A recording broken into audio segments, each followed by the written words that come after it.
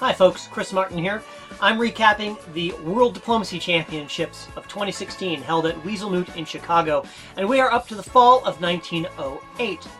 This is a very eventful turn with a lot of important decisions made and a little bit of interference by yours truly. People have asked, if my presence here had an impact as I was videotaping and talking to the players. And I think that there is a real argument here to be made that I made a real impact on the outcome of this turn, as you will see as we get down to the end of the video. But let's start by taking a look at Peter Jürgen as Austria and Chris Brand as Italy, as Peter is pitching Chris on the merits of continuing to work with him. Yeah, that's better. Well, I had told him that I was supporting him at the con before you and I talked, and I just didn't do it. I assumed you and I talked, and you said you would want the con, so I figured it would just be a balance because I was trying to focus on making sure I got him out of Gal and took Seb, right? So, yeah, I'll support his in the con because you got nothing better to do. You'd rather take con back than take a shot at something else, for sure. So, okay, all right, you've got that. That's a luck.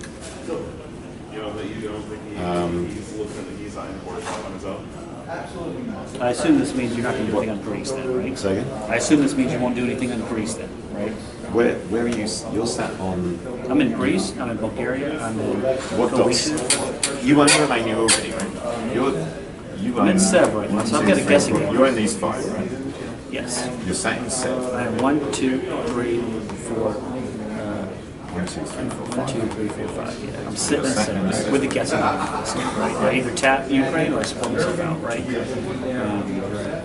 Where are you at, armor-wise? Trieste? Yeah. Bohemia? Serbia? Am I in Serbia? Yeah. I am in Serbia, yes. We need to not be using our pieces to be defensive against each other. Let's just take the darts back and have you be able to do something. I mean, you're 3 armies against my... You're 3 armies and 3 fleets against my 5 armies. We're just going to be shit down there. So, let me take the guess on 7. You support Trieste. Trieste support Serbia. Bulgaria will support Aegea back in the con. Greece will support Bulgaria. That way you definitely get con. That's a guarantee. I've got a shot at 7. Right. That's fine. You okay with that? Bad thing for me. You okay with that? Because Russia goes down. Okay. Yeah. I mean, we probably got another hour and a half or so. We probably get about 3 more game years here. So here you see Peter once again being the initiator of the conversation. He's driving it, Chris Brand sitting back and listening. And at the end there you catch Peter referencing the end of the game approaching. He says, well, 3 more game years. So that's what they're trying to negotiate for. How much should Chris work with Peter before stabbing him at the end of the game is kind of the subtext there. And Peter's arguing, you've got time. You can use me to keep Andrew Goff down. And then if you need to stab me for the win later, you can do that. So let's now turn to Chris Brand's conversation with Andrew Goff on essentially this same subject. What you doing? Good question. I'm gonna move. You guys are right. That's for sure. Fucking hell. Aggressive. Which side am I best to take? Really? No, I think. Well, Jürgen's a bit of diplomacy player, so he's coming down. I think it's pretty obvious. It's probably easier for us to he takes all my dogs, or you get most of his dogs. If I have to sell it, I mean, Jürgen is a better diplomacy player than me on that front, so I'll just give up. So, Aegean supports Counterbolt? Yes, and I've got East Coast. It's good for you, yes. So he goes to Greece? Yes, guaranteed. So that guarantees everything? Yes, which means you keep Counterbolt.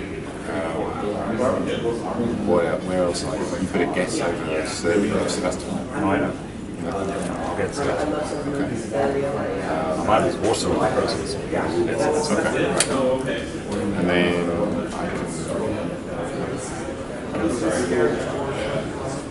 I can interview.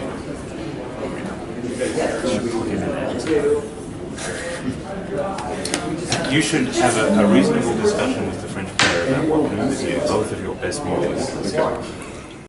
Once again, Chris Brand listens, and Andrew Groff is making the argument here, and he really seems to think that this is a no-brainer, right? That there's no question that Peter's the one who should get gobbled up here, and if not, then obviously Peter's just a better player than he is. So I had a chance to have a quick conversation with Andrew after that negotiation, and I think you'll find what he has to say to be of interest. Would you like to talk about that conversation you just had with Mr. Brand? Well, you saw it. I did, but I'm interested in what What would you like to know about it? I guess I'm wondering how it's been negotiating with him, right? Tough. Mm-hmm. It's very hard to tell when he's telling the truth or not. Okay. Which is both a strength and a weakness. Sure. It's probably... He's a really fun guy to play with. So you want to work with him. Right. But sometimes you just want to kill him.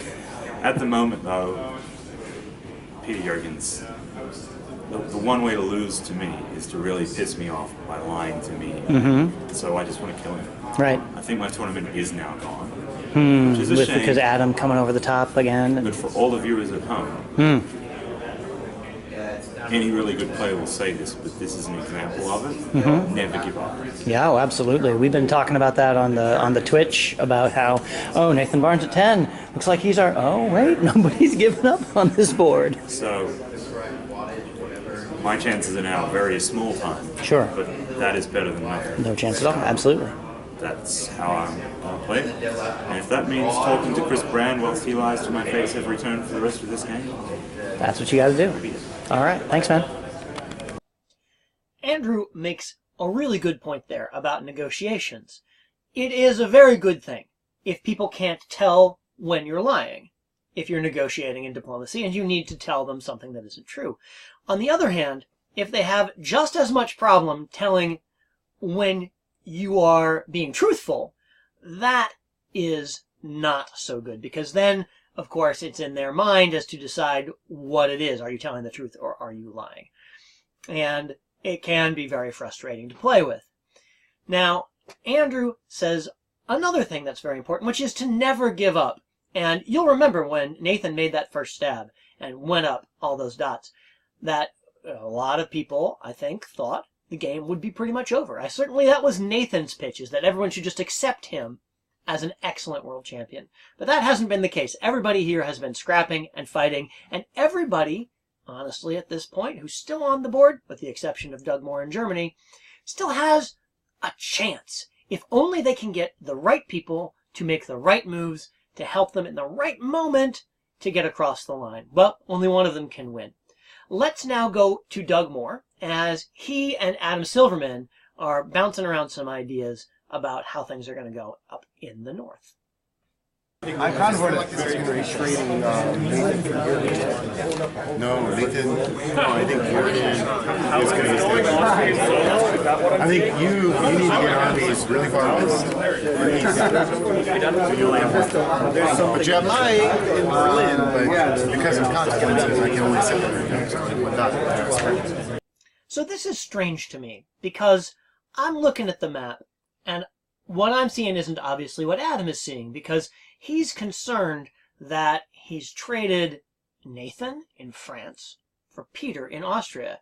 And that suggests that he believes that Peter is going to get really big right here. So, I mean, take a look at what that would mean. Peter's in Sev, which he doesn't own, and he'd have to pick up maybe Warsaw and hold all this stuff down here and maybe retake Serbia. And okay, so he's at 5 and he goes to 7. And I guess Adam's concern is that he can't do anything about that. If suddenly Peter talks himself into a great position, as England, he doesn't have a play there. And Doug Moore, I think more correctly, reads the board and says, yeah, this is the turn when the knife is going to go into Peter Jurgen from Chris Brand. So he also says, you know, I've still got that army there. I could work with you, but can't do it right now. let's stay with Adam Silverman, as he goes and has a conversation with Andrew Goff, assessing exactly how upset Andrew is about his move to Sweden and over the top to Norway. I feel like I can take Belgium and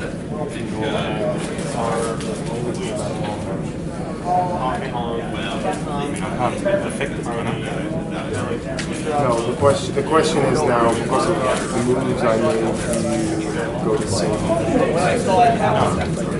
No, I take Sylvester.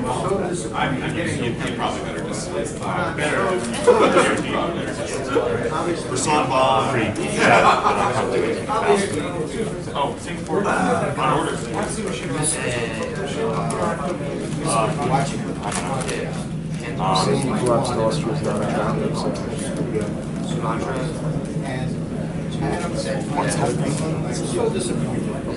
I mean, if Italy and France have actually got together to ally, it's kind of yeah. I mean, that whole this is all move. This is more move attack. Okay. but they'll fight because that's just how they play. Who will fight? Italy and France. We're not going to fight. But if you want Jurgen's win, yeah, just take it. No, I get that. No, I hope you get it.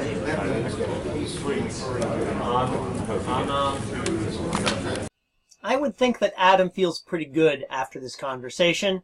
It seems pretty clear that Andrew is focused on the South and on Peter. And at the same time, he is projecting that image of, if you just keep coming after me, the bad things are going to happen. You need me to be a bulwark against the Southern units. Leave me alone.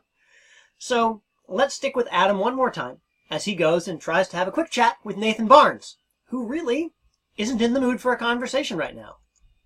If you're poking me, I'm just going to let you do it. It's not productive for me to talk to you right now. Very angry. If you don't know why, then fine. Don't poke me. I won't throw it. I'm going to apparently have to defend against it for some reason. No, you don't. Adam, it's hard for me to control myself right now, so So getting angry at someone often happens in diplomacy. It is less common to be angry and aware that it is not helpful to be angry right now. And you see what Nathan is saying. He's saying, look, I guess I have to defend myself against you. I thought we were past that, but we're not. So I can't really have a productive conversation with you now because I'm really upset. And Adam was like, what do you mean? I moved my stuff away. I convoyed away. I thought I was doing... But you know what? Here's another thing that's hard to do. Hear someone say that and be like, okay, let's talk next turn. You don't have to worry about me, and I recognize that that's just words right now, but I'm telling you that, and we'll talk next turn. So that was a pretty valuable conversation if you're looking to study the dynamics of the game. Really short snippet there, but really good. So let's follow around the corner, which you saw in that last clip, as Peter Jürgen and Chris Brand are having a quick conversation that then kind of cascades into a couple other conversations as other people walk in. See them. The retreat from Khan? I actually think that was a pretty strong play. Go look at it. Maybe we let it stay there, I guess. Yeah. You tell me. Figure it out. I need to ask Nathan. Yeah.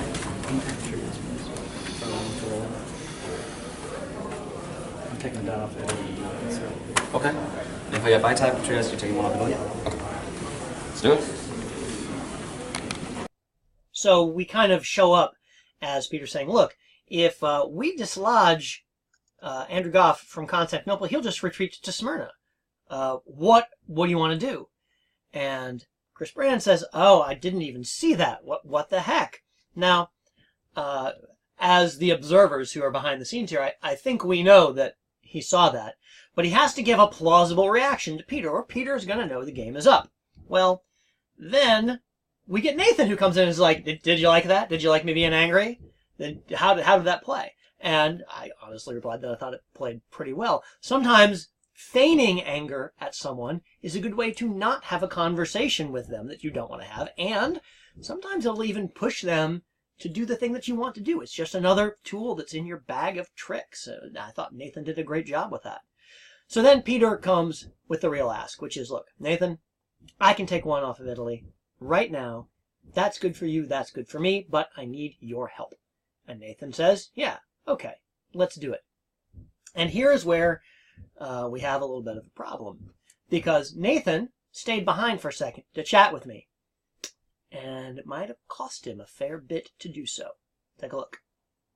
How are you feeling here? You were on top of the world for a while, and now everyone else is scrambling. Yeah. You've lost only one, and you're in Tyrolia now. I'm trying to hold on. I'm trying to sell it. You talked to Adam Silverman into backing off a little bit. Chris Brand is not backed off really. Yeah. 6, 5, 4, 3, 2. So that's Nathan running up against the clock and getting to the table, trying to write some orders, trying to think about what he's doing, and time runs out, so he just throws them in the box. All right, who's reading? Your turn? My turn. I always get stabbed on my turn. I always get stabbed on every turn. Chris, you just read, right? Yeah, I did read. Yes. So we are reading Fall of 1908. Constantinople to Bulgaria East Coast. Ukraine to Sevastopol. Moscow supports Ukraine to Sevastopol. Silesia to Galicia. Baltic supports Sweden to Denmark.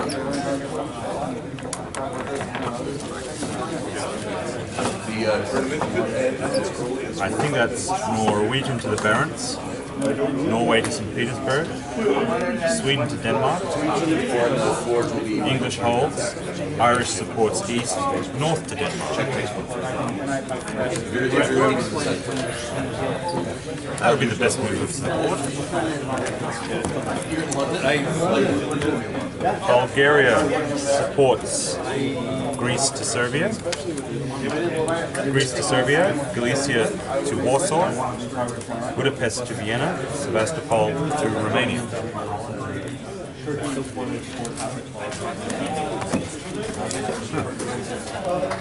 Okay.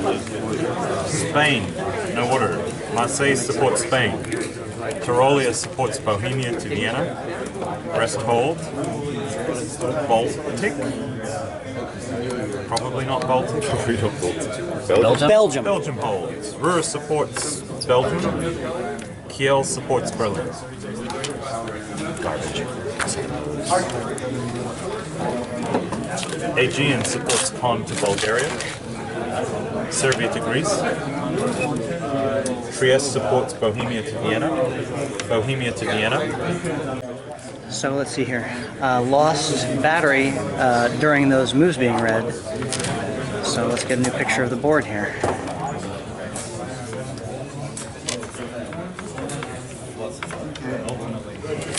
And what's the center count now? 5.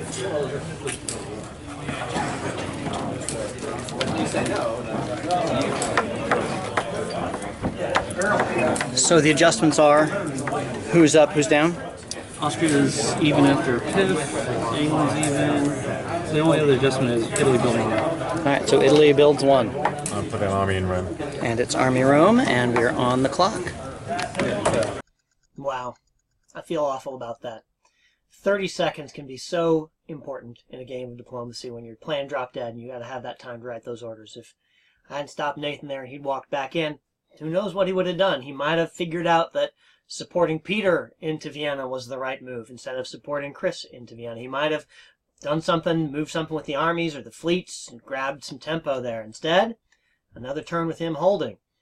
And that's big. You caught that Fleet Baltic Sea supported Sweden to Denmark, preventing Adam Silverman's self-bounce in Denmark so that Adam would have picked up Sweden. That's a pretty cool move. You don't get to pull that off, all that often against players of this caliber. We'll see how much that's going to help him in the long run. And Peter takes Warsaw, just walks himself back to Romania. Well, as you saw there, my camera started having a lot of trouble right about now. And I had to keep switching out batteries, and I started missing some conversations and missing some adjudication. So we'll do the best we can here at the end of the game as we're winding up the World Diplomacy Championships held at Weaselmoot in Chicago. And until then, I'm Chris Martin, and I'll stab you soon.